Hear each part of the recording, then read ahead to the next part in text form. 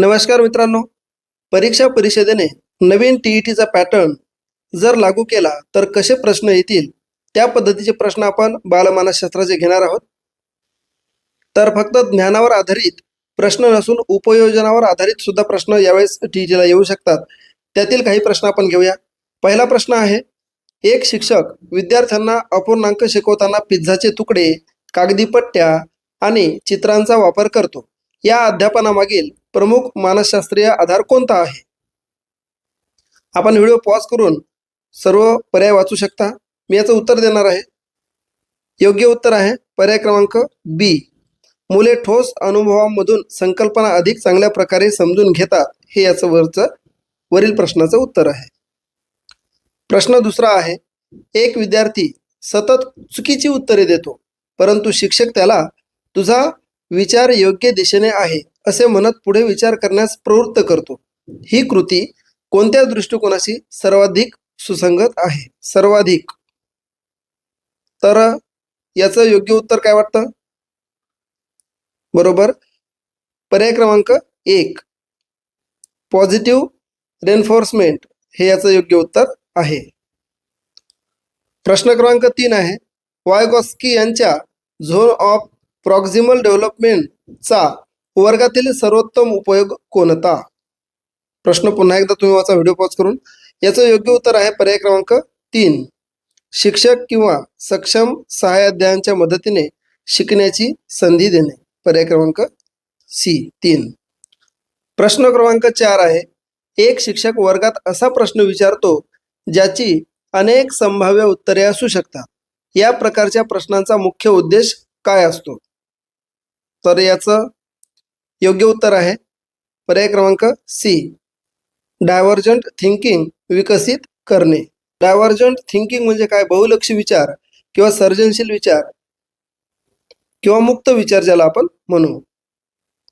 प्रश्न क्रमांक 5 आहे, एक विद्यार्थी गणितात उत्कृष्ट आहे पण भाषिक कौशल्य कमी आहे. गार्डनर यांच्या सिद्धांतानुसार शिक्षकाने काय समजून घ्यावे? याचं योग्य उत्तर आहे पर्याय क्रमांक सी विद्यार्थ्याची लॉजिकल मॅथमॅटिकल इंटेलिजन्स मजबूत आहे हे समजून घेणे आवश्यक आहे. प्रश्न क्रमांक 6 आहे, वर्गातील एक विद्यार्थी वारंवार इतरांचे लक्ष विचलित करतो. कन्स्ट्रक्टिव्हिस्ट शिक्षकाची सर्वात योग्य प्रतिक्रिया कोणती?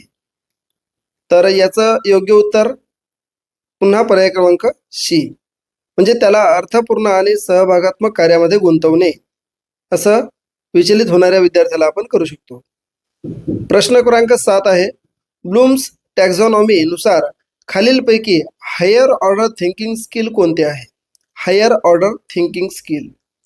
तर पुन्हा पर्याय क्रमांक सी तुलना आणि विश्लेषण करणे हे हायर ऑर्डर थिंकिंग स्किल आहे. प्रश्न 8 आहे, शिक्षक विद्यार्थ्यांना एखाद्या समस्येचे वेगवेगळ्या पद्धतीने समाधान शोधण्यास सांगतो. हे मुख्यतः कोणत्या कौशल्याच्या विकासासाठी आहे? वेगवेगळ्या समस्येचे म्हणजे एखाद्या समस्येचे वेगवेगळ्या समस्या एक जरी असेल परंतु त्याचं जे समाधान आहे हे वेगवेगळ्या पद्धतीने मुले शोधतात, क्रिएटिव्ह थिंकिंगने शोधतात. प्रश्न क्रमांक 9 आहे, समावेशक वर्गात शिक्षकाने अध्यापन करताना सर्वात महत्त्वाची बाब कोणती लक्षात घ्यावी? समावेशक वर्गात. तर यामध्ये सगळ्यात जास्त लक्षात ठेवण्यासारखी गोष्ट आहे पर्याय क्रमांक सी विद्यार्थ्यांच्या वैयक्तिक गरजा आणि गतीचा आदर करणे आवश्यक आहे. त्याच्यामुळे पर्याय क्रमांक सी. प्रश्न 10 आहे, एक शिक्षक विद्यार्थ्यांच्या चुकीच्या उत्तरांना शिक्षेऐवजी चर्चेची संधी बनवतो. ही पद्धत कोणत्या दृष्टिकोनाचे उदाहरण आहे? चुकलं असेल तर शिक्षा न करता चर्चेची संधी देतो किंवा बनवतो. याला आपण म्हणतो लर्नर सेंटर्ड एज्युकेशन म्हणजेच बालकेंद्रित शिक्षण. विद्यार्थी केंद्रित अर्थात विद्यार्थीच या संपूर्ण शिक्षण प्रक्रियेचा भगवान आहे, ईश्वर आहे.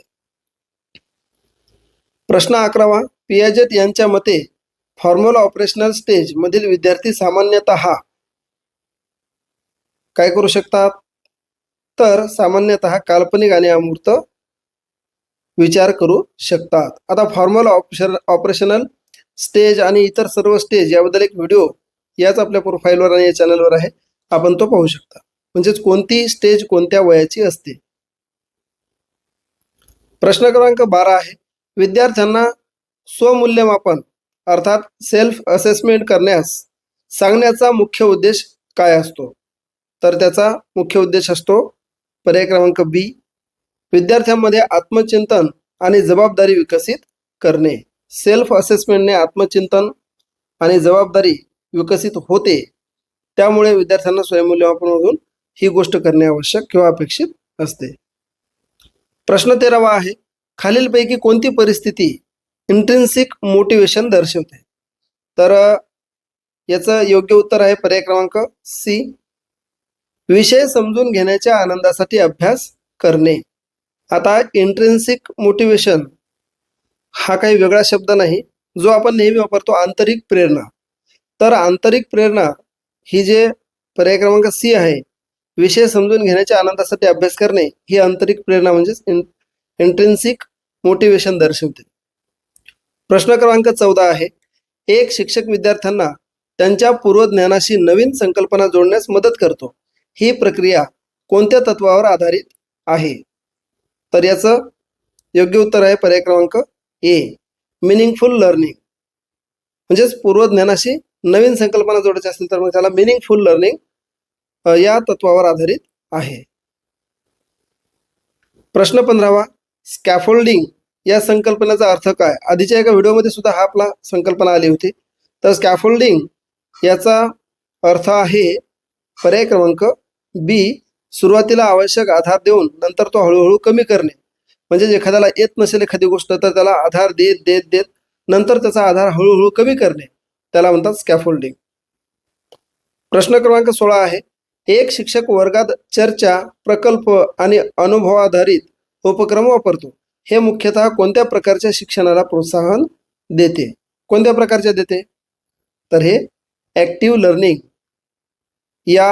या प्रकारच्या शिक्षणाला प्रोत्साहन देते. प्रश्न 17 आहे, विद्यार्थ्यांच्या भावनिक सुरक्षिततेचा शिकण्यावर काय परिणाम होतो. भावनिक सुरक्षितता, तर याचा आत्मविश्वास आणि सहभाग वाढतो असा त्याचा परिणाम होतो. प्रश्न 18 आहे, एखाद्या विद्यार्थ्याने चुकीचे उत्तर दिल्यावर शिक्षक विचारतो, तू असे का विचार केलेस. ही मुख्य पद्धत म्हणजे ही पद्धत मुख्यतः काय विकसित करते. म्हणजेच एखाद्या विद्यार्थ्याने चुकीचं जरी उत्तर दिलं तर तू असा का विचार केलास असं विचारतो, तेव्हा मुख्यतः काय विकसित केले जाते. तर तिथे रिफ्लेक्टिव्ह थिंकिंग हे विकसित केल्या जाते. म्हणजे त्यानं विचार का केला तसा. प्रश्न 19, कंटिन्युअस आणि कॉम्प्रिहेन्सिव्ह इव्हॅल्युएशन म्हणजे CCE चा मुख्य उद्देश काय आहे. जो आपला नेमका आत्ताच आपण निकाल लावला, याचा मुख्य उद्देश काय आहे. तर याचा मुख्य उद्देश आहे बी, विद्यार्थ्यांच्या सर्वांगीण प्रगतीचे सातत्याने मूल्यमापन करणे. हा प्रश्न कोणाचा चुकणारच नाही. तर नेहमीप्रमाणे प्रश्न 20 आता याचं उत्तर तुम्हाला कॉमेंट करून द्यायचं आहे कॉमेंट सेक्शनमध्ये. वर्गात विविध क्षमता असलेल्या विद्यार्थ्यांना समान संधी देण्यासाठी शिक्षकाने काय करावे. याचं उत्तर आपण कॉमेंट सेक्शनमध्ये द्याल.